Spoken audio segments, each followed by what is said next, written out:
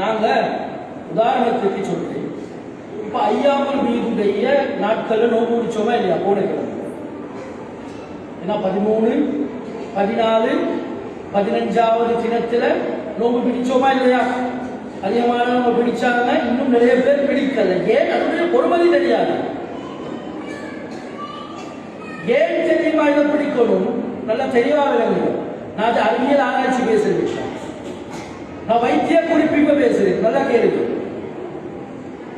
மருத்துவர்கள் சொல்றாங்க, ஒரு மனிதன் தண்ணி குடிச்சா, சாப்பிட்டா தண்ணி குடிச்சா, இந்த தண்ணீர் 3 வகையாக பிரியும் உடம்புல. ஒன்று சிறுநீராக வெளியே போகும், இன்னும் ஒன்று வியர்வையாக வெளியே போகும், இன்னும் ஒரு தண்ணீர் இருக்கு. நாங்க சயின்ஸ்ல படிச்சிருப்போம் ஸ்கூல்ல, அது மாபுல் ராக்கின்னு சொல்லுவாங்க. இதுக்கு உடம்புல ரத்தத்தோடு சேராம ஒரு விதமான தண்ணீர் அப்படியே தேங்கி நிற்குது.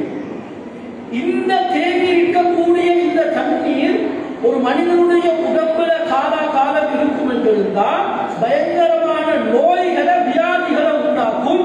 இது வைத்தியர்கள் சொல்றாங்க. இப்ப பாருங்க, நல்லா தெளிவாக வருங்க, நல்ல நுணுக்கமாக கேளுங்க. இப்போ ஒரு மனுஷன் நோம்பு பிடிக்கிறான் இந்த காலத்தில் 13, 14, 15. இந்த நேரத்தில் நாங்க சொல்லுவோம் தேய்ப்புற சந்திரன், அப்படியே அதாவது பௌர்ணமின்னு சொல்லுவாங்க. தேய்ப்புற கடினமான ஒரு சூட்டுடைய தன்மை பூமிக்கு வெளியாகும். எப்படி? சந்திரன் ஒரு சூட்டை இந்த பூமிக்கு கட்டும்.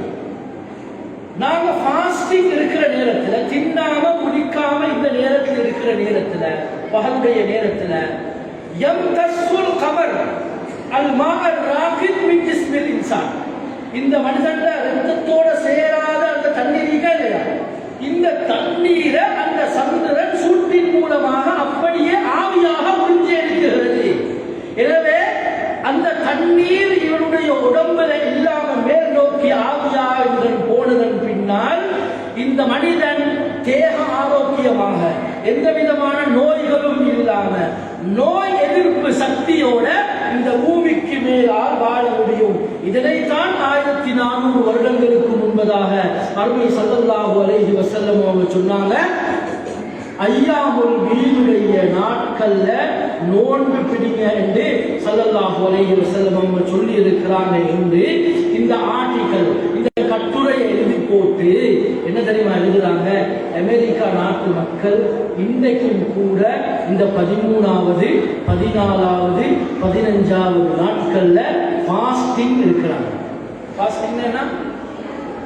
நோன்பு. அவங்க அந்த பெயர்ல இருக்கிறாங்க. நாங்க நோன்பு பிடிக்கிறோம் என்ற பெயர்ல சகோதரர்களே, நாங்க அந்த நோன்பை பிடிக்கிறதும் இல்லை, அதனுடைய பிரயோசனங்களும் எங்களுக்கு தெரியாது. இன்றைக்கு முழு அந்நியர்களும் முழு உலக நாடுகளும் எங்களுடைய மார்க்கத்தை நாங்க பின்பற்ற வேண்டிய, நாங்க எங்களோட மார்க்கத்தை பல பெயர்கள்ல, பல வர்ணங்கள்ல அவங்க பேர் மாற்றி அமல் செஞ்சு கொண்டிருக்கிறாங்க. இது எல்லாத்தையும் எங்களுடைய மார்க்கம் 1400 வருடத்துக்கு முன்பதாக எங்களுக்கு தெளிவாக படிச்சிருந்தது. இன்னைக்கு அமெரிக்கா நாட்டு மக்கள் இருக்கிறாங்கன்னு சொன்னது ஆச்சரியம் அல்ல. ஏன்? இஸ்லாம் அந்த அளவுக்கு ஒரு உன்னதமான மார்க்கம். அந்த அடிப்படையில் சகோதரர்களே, இந்த ரமதானை பற்றியும் எழுதுறாங்க. இதுக்கு கீழால கடைசியாக சொல்றேன், நல்லா சிந்தனையில வச்சுக்கோங்க. உங்களுக்கு சுகர் நோய் இருக்கலாம், உங்களுக்கு பிரஷர் இருக்கலாம், அல்லது ஹார்ட் அட்டாக் இருக்கலாம், அல்லது கொலஸ்ட்ரால் இருக்கலாம், அல்லது மூட்டு வலிகள் இருக்கலாம், அல்லது மூட்டுல ஜெல்கள், சில ஆட்களுக்கு மூட்டில் இருக்கக்கூடிய ஜெல்கள் கரையக்கூடிய நோய் இருக்கும், எலும்பேலாம் நடக்கலாம், இந்த நோய் இருக்கும். மார்க்க அறிஞர்கள் சொல்றாங்க, வைத்தியர்கள் சொல்றாங்க, இந்த ரமதானுடைய காலத்தில் நோன்பு பிடிச்சா, இந்த 30 நோன்புகளையும் பிடிச்சு, நல்லா கேளுங்க, அடுத்த 6 நோன்பையும் பிடிச்சா ஒரு வருஷம் 360 நாட்கள் மனுஷனுக்கு நல்ல தேக ஆரோக்கியமாக வாழ்றதுக்கு இருக்கும். எப்படி எப்படி சொன்னாங்க ஸல்லல்லாஹு அலைஹி வஸல்லம், மன் ஸாம ரமதான், யார் ரமதானுடைய நோன்பையும் பிடிச்சு, ஃபஅத்பஅஹு சித்தம் மின் ஷவ்வால், அதற்கு பின்னால அந்த 6 நோன்புகளை யார்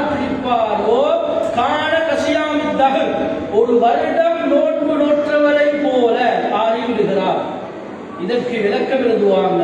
என்னன்னா நல்லா தெளிவா கேளுங்க. இந்த நோய்கக்கூடியவங்க குறிப்பா கேளுங்க. நீங்க ஒரு நாள் ரமதான்ல நோன்பு பிடிச்சா என்ன தெரியுமா நடக்கும்?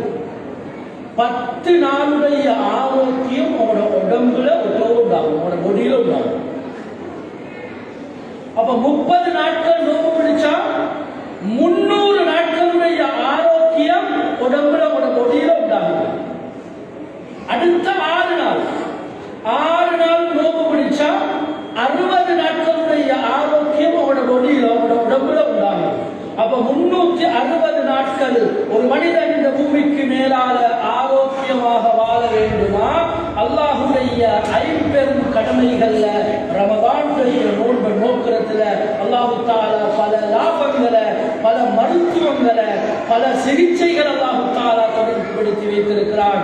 எனவே கண்ணியமான தாய்மார்களே, சகோதரிகளே, இதனுடைய சிறப்புகளை விளங்குவோம். சட்ட திட்டங்களை உணவாக்களை அணுகி முதலாவது நாங்க முற்றுப்புள்ளி வச்சு இந்த ரமதான நாங்க நல்ல ஒரு பட்டியலை போட்டு நல்ல ஒரு தூரநோக்கோட கணிப்போம் என்றிருந்தா உலகளாவிய ரீதியில சொல்லப்பட்ட லாபங்களை அடையலாம். மௌத்துக்கு பின்னால் இருக்கக்கூடிய ஆகிரத்திலையும் பெரிய லாபங்களை அடைந்து கொள்ளலாம். எல்லா விதமான பாவங்களும் இல்லாமலாகி எந்த நிம்மதியான வாழ்க்கைய, எந்த எக்ஸ்போர்ட்